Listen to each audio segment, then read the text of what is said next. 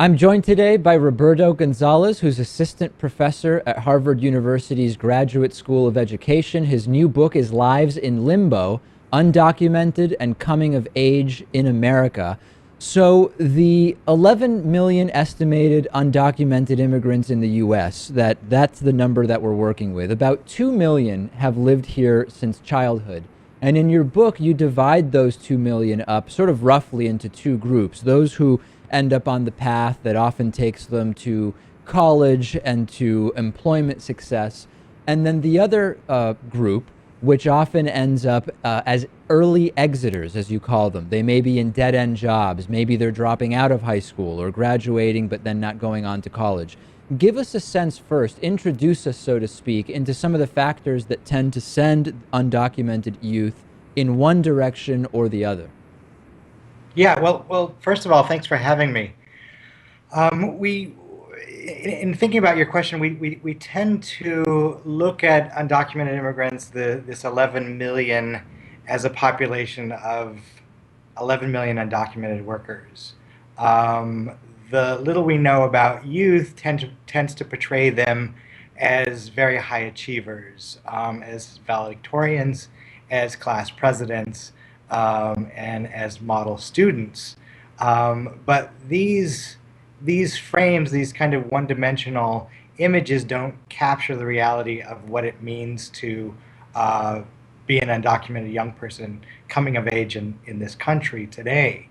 Um, in my initial research, I was very interested in the complexity of experience.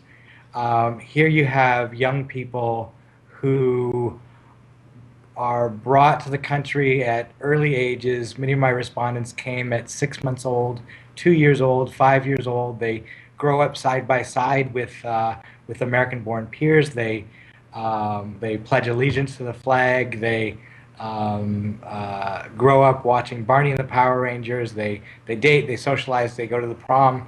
All of the things that their friends are doing.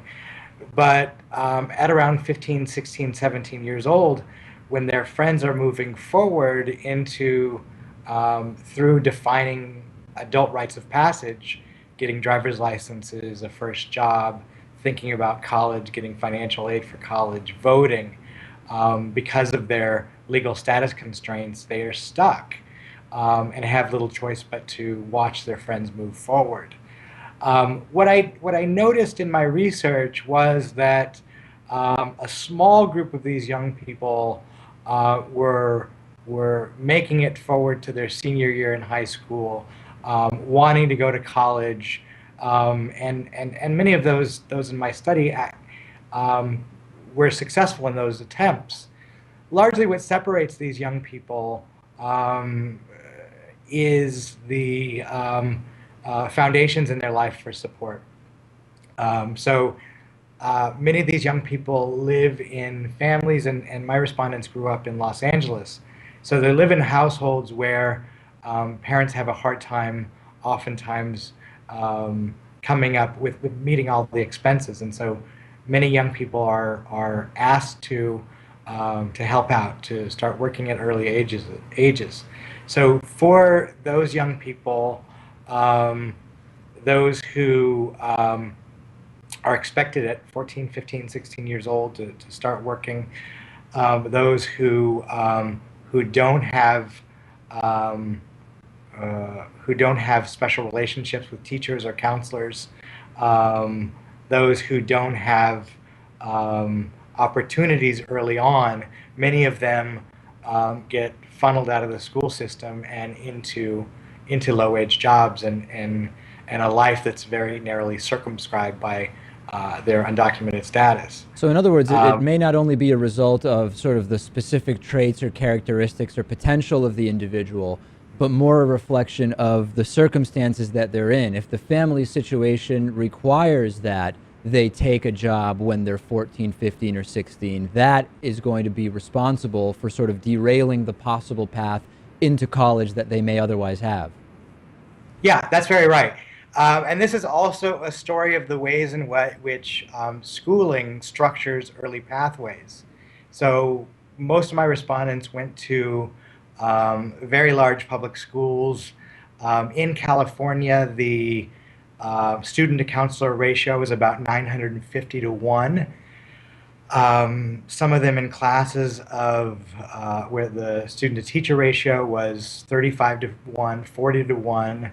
So for those who weren't in specialized classes, who weren't in honors classes, AP classes, gifted and talented program, international baccalaureate, those who weren't in smaller learning environments in their schools, many of them had difficulty making relationships with teachers, with counselors, with adults in their schools that could help them to navigate one, a very turbulent situation at adolescence, and two, navigate the kind of high school to college transition.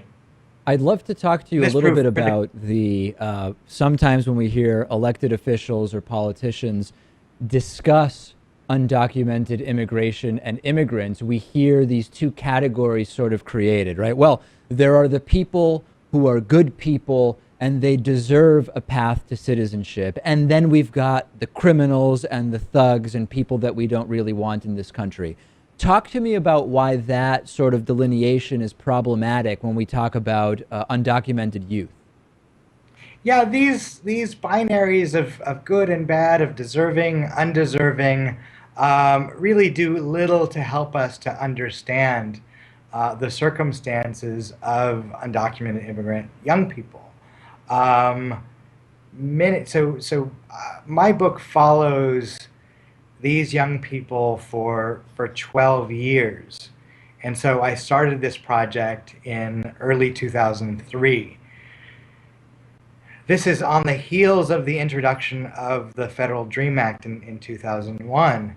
And the Dream Act and the language around that was to provide a pathway to legalization to young kids who were innocent in that they were brought to this country by their parents. They had no decision in the matter, and that these were innocent, hardworking, meritorious kids who had achieved a great deal academically and personally. So over the course of my study, many of these young people who were the intended beneficiaries, who were young and innocent, who had achieved a great deal academically, by the time they're in their late 20s, early 30s, many of them end up blending into a more general pool of undocumented immigrant adults. And that is that for many of them, school took them only so far. Many of them graduated from college. Many of them even started post-baccalaureate programs, but eventually ran out of the resources to afford school, but also just ran out of schooling. Many of them ended with bachelor's degrees, with master's degrees. They, as adults, needed to help out their parents. They needed to take care of themselves. They needed to be independent. And without a legal remedy to their situation, many of them ended up going into work in low-wage jobs, into restaurants, into factories, and other kind of work that over time, their innocence, all of their achievements that were on their wall meant very little to their everyday life, where everyday work life was characterized by joint pain, by backaches, by stress. And again, these young people end up being absorbed into a very larger pool of undocumented immigrants that those people who would draw these kinds of lines would define as undeserving. The last thing I want to touch on in the very limited time we have left, and you sort of alluded to this at the beginning, when these undocumented youth get to a certain age where they are not able to do some of the same things that their age peers are able to do. How do you describe this sort of transition to illegality that you write about in the book? Yeah, so if we think about this, that these young people, very different from their parents parents come to the U.S. and they're absorbed into, again, low-wage labor markets. They learn the ropes very quickly, how to kind of survive in this context. By contrast, their children, by virtue of their legal inclusion K through 12 schools, grow up integrated into a powerfully defining institution, and as such, they learn these lessons that if they work hard enough, that if they dream boldly enough, that they can have success in this country. This is the ethos of the American dream. But again, at late adolescence, what I call a transition to illegality, as their friends are moving forward, they run out of legal options, and in doing so, it separates them for the very first time for many of them from their peer groups. They watch their friends from the sidelines. For many of the young people that I talk to, they feel like for the first time this feeling of being cast out, and it has profound consequences not only for their adult trajectories, but also for their identity formation, how they think of themselves as Americans, and their thoughts about belonging and exclusion. I'll remind everybody we've been speaking with Harvard University professor Roberto Gonzales. The book is Lives in Limbo, Undocumented and Coming of Age in America. Thanks so much for talking to me about this today. Yeah, thank you. It's been a pleasure.